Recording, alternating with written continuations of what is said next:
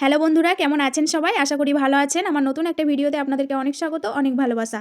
শীতের সবজি দিয়ে আজকে আমি খিচুড়ি বানাবো। খিচুড়ি সবাই মোটামুটি বানাতে পারে। একজনের বানানোর স্টাইল এক রকম হয়। আমি কিভাবে বানাই সেটা আজকে আমি আপনাদের সাথে শেয়ার করব। একদম সহজ পদ্ধতিতে চটজলদি বানানো হয়ে যায়, খেতে অনেক টেস্টি হয়। তাহলে বানিয়ে খাওয়ার অনুরোধ রইল। আর বানিয়ে খেয়ে অবশ্যই আমাকে কমেন্টে জানিয়ে যাবেন কেমন হয়েছিল। তাহলে চলুন শুরু করা যাক। একে বাংলার আশা, একে বাংলার আশা। প্রথমেই আমি প্রেসার কুকারে চালটা দিয়ে দিলাম। এখানে আমি 3 রকম ডাল নিয়েছি, ছোলার ডাল, মুগের ডাল আর মসুর ডাল দিয়ে দিলাম। কাঁচা ছোলা ভিজিয়ে রেখেছিলাম সেটাও দিয়ে দিলাম। আলু, ফুলকপিটা অবশ্যই গরম জলে ভালো করে 10 মিনিট ভিজিয়ে রেখে দেবেন। গাজর আর মূলো দিয়ে দিলাম। বাঁধাকপি, লবণ আর হলুদ দিয়ে দেবো। এরপর জল দিয়ে দেবো।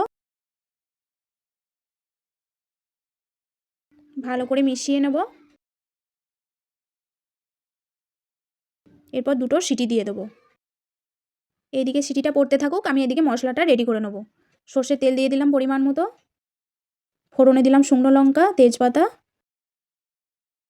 আর 5 ফোড়ন। বেশ সুন্দর একটা ফ্লেভার যখন চলে আসবে তখন কোচানো পেঁয়াজ দিয়ে দেবো। পেঁয়াজটাকে নেড়েচেড়ে একটু লাল করে নেব। এরপরে একটা টমেটো আমি কুচি করে দিয়ে দিলাম। মশলা অ্যাড করব। 1 চামচ হলুদ, 1 চামচ লঙ্কা গুঁড়ো, 1 চামচ জিরে, 1 চামচ ধনে গুঁড়ো আর স্বাদ মতো লবণ দিয়ে দিলাম। জল দিয়ে মশলাটা ভালো করে মিশিয়ে নেব। বেশ কিছুক্ষণ ধরে মশলাটাকে কষাতে থাকবো। এরপর আমি খিচুড়িটা 2টো সিটি পড়ে গেছে, এরপর ঢেলে দিচ্ছি। এরপর একটু জল দিয়ে মশলার সাথে খিচুড়িটাকে ভালো করে মিশিয়ে নেব। দিয়ে দেবো মটরশুঁটি।